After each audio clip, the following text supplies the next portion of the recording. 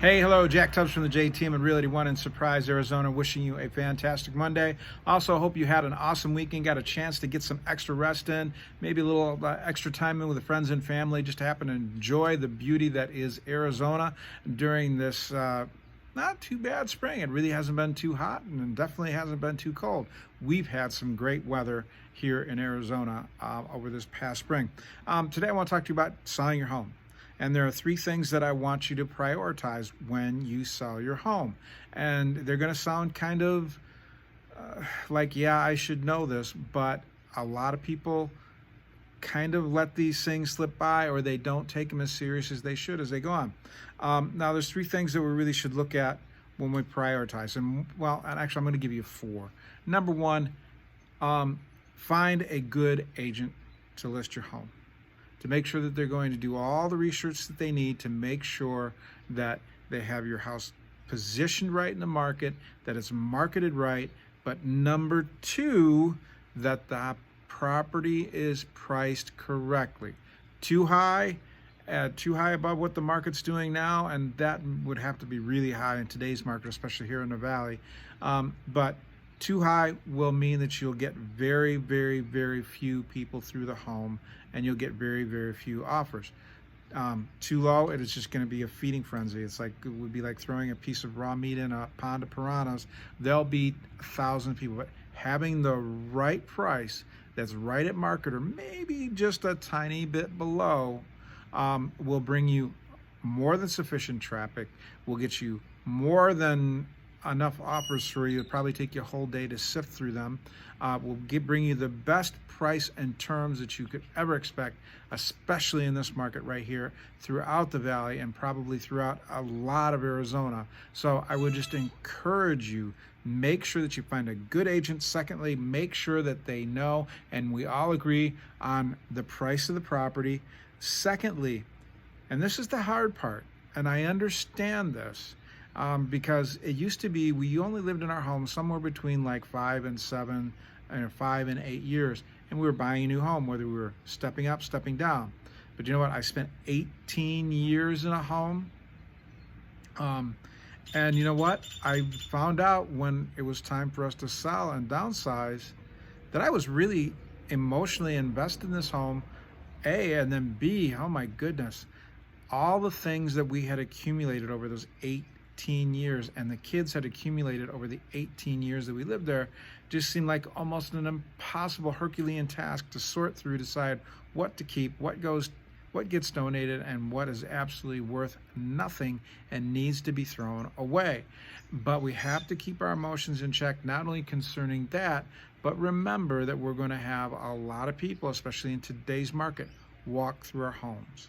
And there are going to be some people that are not going to like that sage green accent wall that you decided to paint or have your wall painted in your bedroom as an accent wall. They are just going to think it's the grossest thing ever, and they're going to be very critical of it.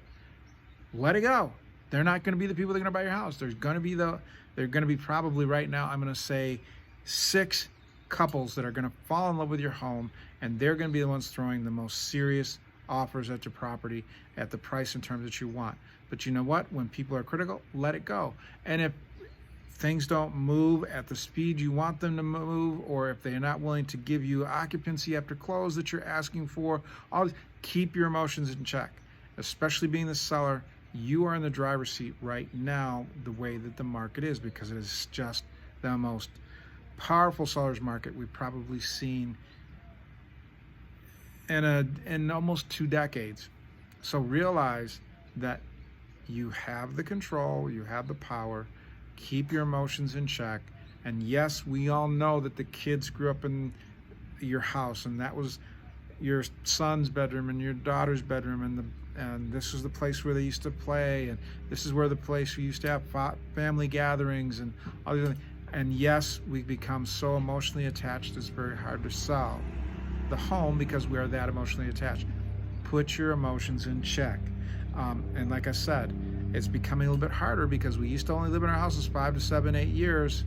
Now we're at like 10 to 12 years, and the longer we stay, the more attached we become, and the more that we customize the house to ourselves. And as we customize the house the way we like, that doesn't mean that everybody else will. Just keep your emotions in check.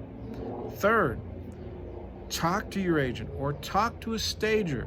Make sure that things are arranged in the house properly so that it has the maximum traffic flow, that it shows the maximum amount of space, openness, because openness is one of those things that really sell a home. Things need to be decluttered. Sofas should be arranged and placed on certain walls or arranged in certain ways. Certain rooms should be much further wide open than other rooms need to be. Kitchens need to be really light and airy, and you really don't want to have counters cluttered with stuff, because we want everybody to have and see all the true open counter space that you have. But when you've got the coffee maker, the air fryer, the microwave oven, the convection oven, the Ninja blender, or the Cuisinart, or the Vitamaster, or any of these other appliances all sitting out there cluttering up your countertop, it makes the kitchen look smaller. Stagers can help you with that.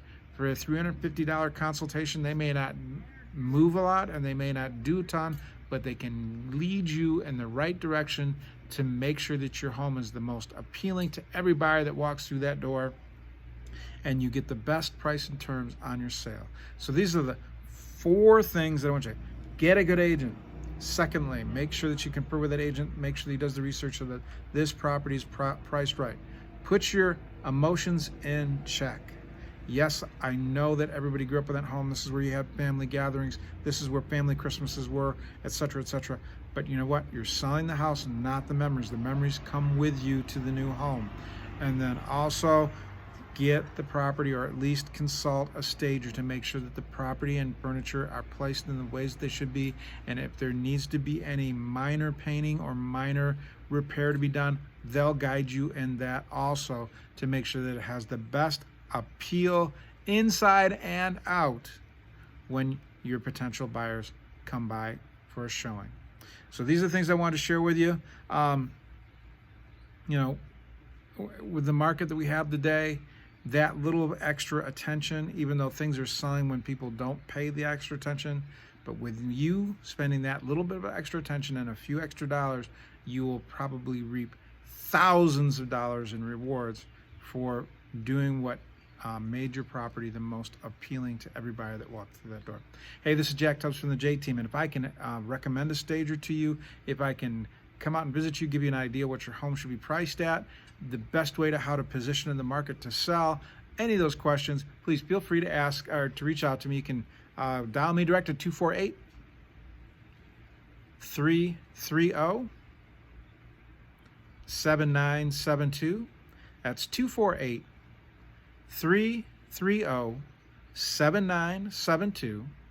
Or you can email me, Jack at thejteam.house, and that's JACK at THE, the letter J, the word team, .house.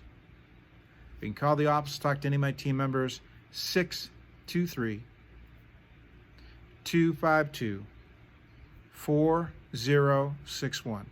And that's 623-252-4061. Hey, this is Jack Tubbs from the J Team at Realty One in Surprise, Arizona, wishing you a fantastic Monday, and I'll see you tomorrow with more about what's going on in the Phoenix real estate market.